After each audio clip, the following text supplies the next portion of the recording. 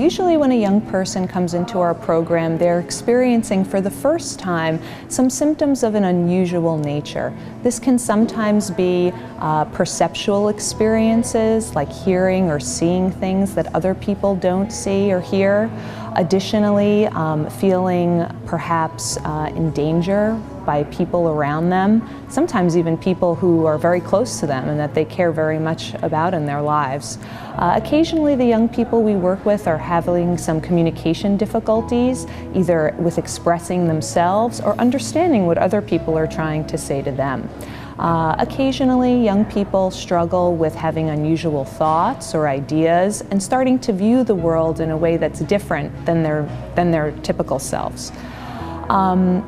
You know, everyone experiences these types of things from time to time, but we start to become concerned about them when they start to cause disruption in our day-to-day lives.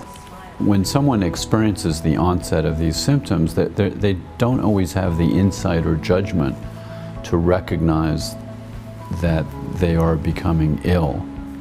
So unfortunately, it often takes many, many months before people receive appropriate treatment. And that's one of the challenges in managing this phase of illness, because we believe that the longer someone goes without getting the right treatment, the more difficult it can be to bring about the best possible treatment response. So, you know, part of our effort is to try to educate people in the community as to how to recognize the early signs of an illness like this, and that it is an illness and that people do need help from a mental health professional. When young folks are preoccupied with symptoms, they're unable to do the things in life that are making them happy.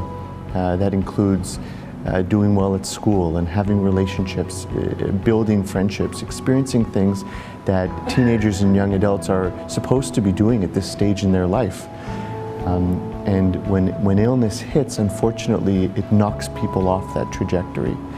And so the earlier somebody presents to us, the earlier somebody is asking for help, the better we could ensure that they stay on that track for themselves and they continue to achieve all those hopes and dreams that they have for themselves, continue to achieve all those developmental milestones. There are many different ways to get into our program.